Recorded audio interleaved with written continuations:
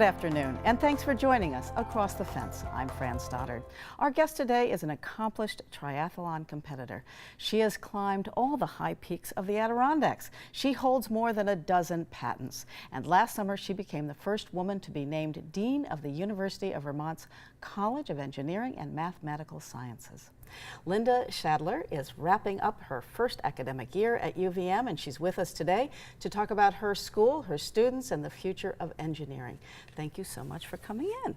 You're welcome. It's great to be here. Yeah, it's great to have you. And so, as I mentioned, you were just hired last July, but you are already familiar with UVM through sports, through basketball, so that's really something.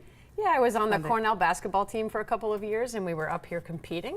UVM trumped us, but we spent the afternoon down on Church Street, and we'd driven through the beautiful mountains, and I saw the lake, and I said to my teammates, I think I could really be happy living here.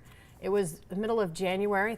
They thought I was crazy, but I never forgot this beautiful place. Wow, and here you are. Hope you are happy. I'm very happy. So you grew up the daughter of scientists. Were you expected also to be a scientist? No, we had science embedded in our lives. My father worked for General Electric as a materials engineer, and my mother taught biology at Union College. So it was embedded in our lives, but there was no pressure, no pressure at all. But we all, of course, were exposed to it, and the whole family is involved in science in some way. Right, and just your interest in as an athlete and an outdoor person, which fits Vermont so well. Just a little bit about that before we get back to engineering and math. So, you know, my love of the outdoors, it's part of what makes me whole. I find my soul is happiest when I'm sitting in the outdoors or hiking in the outdoors or biking in the outdoors. So we spend a lot of time hiking and biking. The 46ers were a great family adventure. We did it with the two kids and my husband Tom, and that's hiking a lot of fun. All of the 46 peaks of the Adirondacks. That's right, that's right. That's awesome. Yeah. Wow. So, and what specific area of expertise do you bring to the college? So I'm a material scientist like my father was, and I study polymer composites, excuse me. So the composites that are in your skis or your skateboard, those are the kinds of materials I work with, except instead of having fibers that you can see, I work with materials where they're at the nanoscale, so they're about 1,000 times smaller than the fibers that you're used to seeing. Wow, hard to even comprehend. So, but it's okay, I'm not a scientist. So I've read that gender imbalance in engineering is actually narrowing. Can you tell us a little bit about that and why that's happening and how that's coming along? So I think there are a couple reasons it's happening. The main one is that women are beginning to realize that you can use STEM to solve some of the grand challenges that impact human behavior. And I think before they didn't really think of engineering as impacting people. And of course, women are very tempted to help people. The other reason is that there are programs like Girls Who Code that we've started at UVM, the Vermont chapter at UVM, that reaches out to girls and when they're young and shows them all the fun that can be had with STEM. Right. Yeah, I love the Girls Who Code. That's just a wonderful program. And how young? Oh, they're K through, well, I don't think they go as young as K, but middle school students and upward. And that's Professor Dion at UVM who does that work. Okay, awesome. And UVM has made some significant investments in STEM, of course, science, technology, engineering, and math over the past decade. Some outcomes and results that you see from that focus on their part? So it helps UVM attract really great faculty. So we have this huge group of really great junior faculty. The number of students in our college, in the College of Engineering and Mathematical Sciences, has gone up 20% in the last 3 years and 50% in the last 5 years. So I think students come and they see the commitment of the university, they see the beautiful laboratories, and they decide to join us.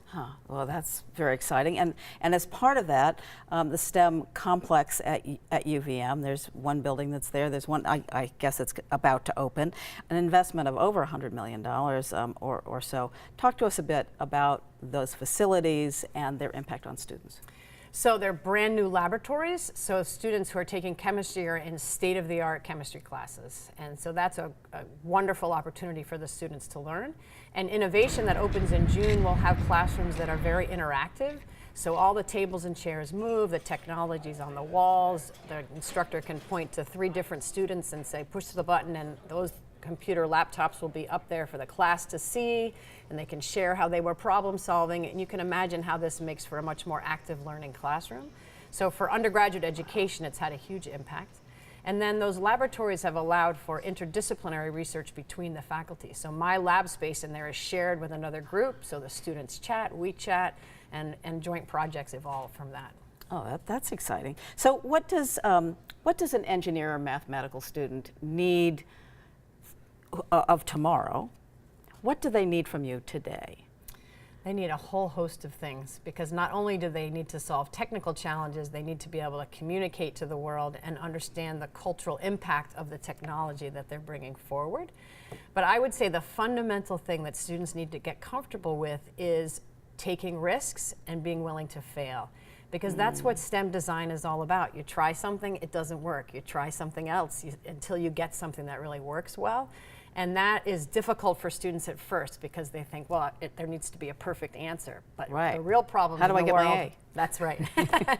But the real problems in the world, of course, don't have one perfect answer, and you need to try many things. So getting comfortable with that process is probably the best thing that students can do for themselves.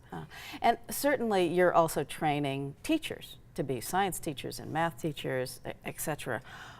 Is it different for them, what you're trying to train them, than researchers? So our College of Engineering and Social Services is doing most of the training of the teachers. They take some of our classes. We're just trying to teach them how to break down the fields at the level that they can bring it into a K through 12 classroom. We are also just trying to get them certification. One great story is that in the state of Vermont, to teach computer science, you need a certificate to teach computer science. Nowhere in the state at this point can you get that certificate. And we're putting that certificate in place starting this fall. So very exciting for us. yeah, fantastic. So earlier this month, some of your students put their work on display to the public and their peers. Tell us a little bit about Engineering Design Night. So I loved Engineering Design Night. I had seen senior design projects at 2 other universities, but this was fantastic. All the teams were lined up around a huge room, and then there was a center aisle as well, and they had all built something. They had taken a project from industry and they had built something. So for example, there were students who had built a better oven for villagers in India to prevent burns. There were students working on new Burton snowboard boots for people who have a prosthetic foot. We had students building prosthetic hands. I mean, you wouldn't have believed what was there. It was really impressive. Wow, and hopefully that will get to the market. So how important is it for students to actually do something that's practical, to interact and have their work interact with the private sector? Yeah, we call those high impact practices, and they're absolutely critical. They don't always have to be with industry. They could be research in a laboratory. They could be one of our design teams that builds a car and goes out. But something where they're practicing what they learned in the classroom outside of the classroom is so important for when they walk onto the job.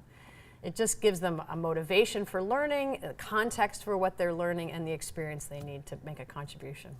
And I guess there are actually more than one. There's the Aero Club, and there are a lot of things that are going on where this interaction, this practical stuff there are events that you all put on? So there's the human-powered vehicle, where they're developing more efficient ways for people to bicycle, for example, around the world.